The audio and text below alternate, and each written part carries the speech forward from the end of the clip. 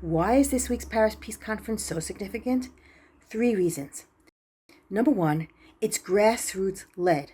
This conference is for activists, NGOs, civil society organizations. Nearly 1,000 attendees, Israeli, Palestinian, binational, cross-border, shared society, and some international activists and organizational representatives. The goal of the conference is for these grassroots activists to collaborate on building strong and smart proposals to bring to next week's peace conference at the UN with world leaders. So this is a vital step towards achieving success in the peace accords. In fact, one of the biggest criticisms of the Oslo Accords is that it was an entirely top-down effort that failed to connect with people and communities on the ground. It failed to connect with what people really wanted and what they were experiencing. It never did this work. Research has also shown that peace agreements are far more likely to succeed when they are preceded by grassroots activities and connected to the needs and the messages of people on the ground. So now, for the first time in the history of this conflict or war, for the first time, the work of building an Israeli-Palestinian peace accord is being tightly coordinated with the grassroots in advance. That's a very big deal and is a crucial step towards making a workable long-term plan for the region. 2, it prioritizes partnership and diversity.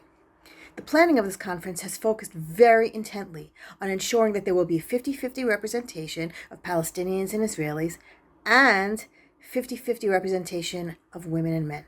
So this is a really big deal because, first of all, until now, the teams working on issues of war and peace have lacked representation. Throughout this war, there have been no women around the table in negotiations. Also, no women on the security cabinet. No women in any senior army positions. No women making decisions anywhere about this war. On both sides, by the way.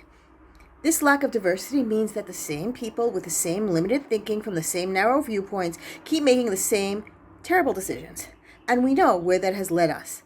Violence, war, dehumanization, bombardment, as if these are the only ways to address anything or to resolve anything.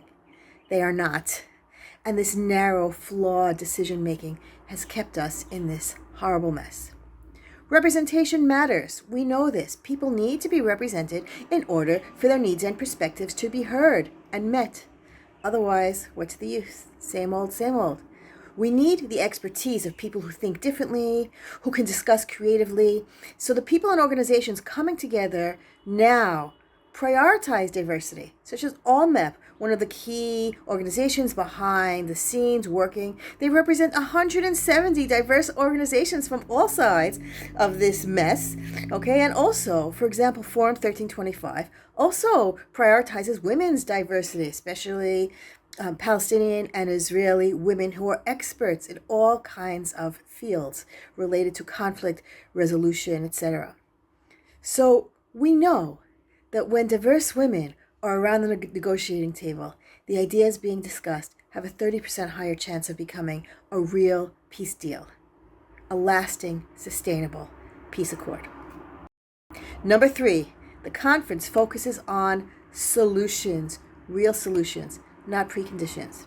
The whole point is for us to get together before the world leaders convene next week in order to be able to present viable thought through creative solutions. Because we so often hear, oh, there are no solutions, what else can we do? Or there are no partners. We hear this everywhere on all sides, yes?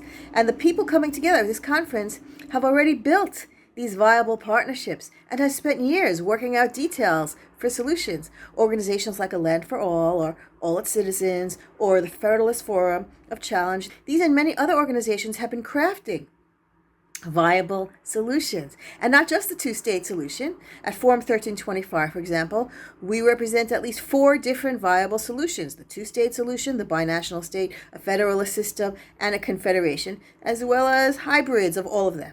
Our experts, the women in our organization who are experts on these issues, they can talk about the advantages and the disadvantages of each.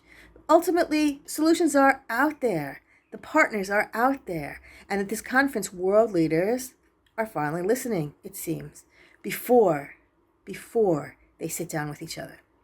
So for these three reasons, the grassroots leadership, prioritizing diversity and partnership, and the centrality of an array of real solutions, this conference is paving the way for success, potential success, and implementing a viable long-term vision for the region that will make life livable in this land for all those who call this place home. So, c'est tout. Au revoir. See you in Paris.